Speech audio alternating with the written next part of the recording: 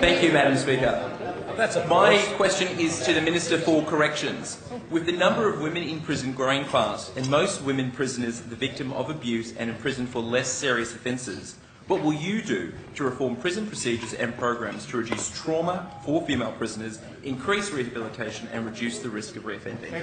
Very good question. Thank you, Minister for Corrections. Thank God we get a good question. Minister for Corrections. I think the member for Canterbury, Madam Speaker, is giving me some sort of mating call, but I'm not that kind of guy. Sorry to disappoint you. I'm sorry. I'm happily married. The member for Canterbury. Madam Speaker, Not yet. I thank the member Thank for you, Sydney Minister. for his question. The member for Sydney has consistently shown a keen interest in the corrections space, and this genuine concern is admirable. Order. Thank you, Minister. I'll be members of the opposition seriously. Madam Speaker, there has been a substantial increase in the number of female inmates in New South Wales prisons over the last 2 years. In January 2015, there were 746 female inmates, and there were 1,011 females in January 2017, representing an increase of 36%. This has been driven by an increase in the number of female inmates on remand and also an increase in the length of time in prison. Female inmates are more likely to have dependent children, to have suffered trauma in their lives, including sexual abuse, and to experience substance abuse and mental health issues. Madam Speaker, the New South Wales Government is investing $237 million to reduce reoffending for all inmates. We want to get more inmates in programs to strengthen staff training and to target persistent offenders. We understand that less crime means fewer victims and a safer community. A majority of female offenders are serving short sentences of less than 6 months or are held on remand. To address this, we're creating rehabilitation units to specifically target female offenders in Wellington, in Mid-North Coast and the South Coast Correctional Centres. Participation in the highly intensity units will be mandatory, and inmates will complete their course within 4 months, ensuring they are ready for release and making a better contribution to the community. In addition, 345 psychologists, community corrections officers and other skilled staff will also be employed by Corrective Services to deliver the programs.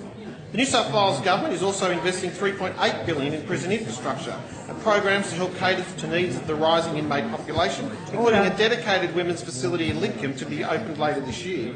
It will be called Mary Wade Correctional Centre after an 11-year-old Second Fleet convict who became a respected, successful member of the community. Mary Wade was an early and enduring example for all women who want to turn their lives around.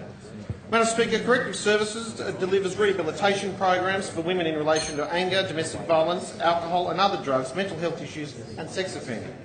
These include the Out of the Dark program for women who suffer domestic and family abuse, and the Mothers and Children program to improve the mother and child relationship and reduce the trauma of a mother's incarceration for children. The Intensive Drug and Alcohol Treatment Program is a residential program for inmates who have a drug and alcohol problem which is linked to their offending behaviour. Healthcare and counselling is also available for men suffering drug dependence, those with mental health issues and those who have been victimised prior to coming into custody. In addition, the new suite of programs to reduce reoffending has been implemented, with Equips Foundation addiction and aggression programs now available to women inmates. The Corrective Services industries also gets women prisoners job ready by giving them valuable employment experience and the ability to gain qualifications. In 2015-16, 508 women in custody attended programs, an increase of from 428 in the previous financial year. The highest attendance was for Equips addiction program, followed by the intensive drug and alcohol treatment programs.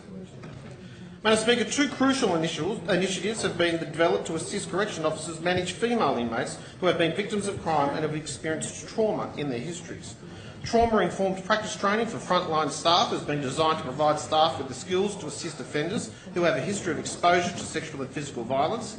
And Corrective Services and Victim Services are jointly facilitating a Train the Trainer Day for the trauma-informed practice training at the Brush Farm Corrective Services Academy, so it can be rolled out to frontline staff across all sites.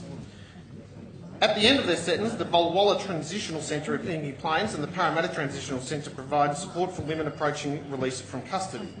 Bulwalla provides female inmates who have entrenched issues with alcohol and other drugs and who are in custody for serious offences with a structured environment in which to address their offending behaviour. Madam Speaker, Corrective Services New South Wales staff work with external agencies to refer Bulwalla residents to appropriate treatment programs, external work release, voluntary work and education. Finally, Miruma is a residential facility at Cessnock that provides a diversionary program for women with coexisting mental health disorders and long-term alcohol and other drug issues. Madam Speaker, there is no easy answer when it comes to reoffending, and it's certainly the case with female inmates.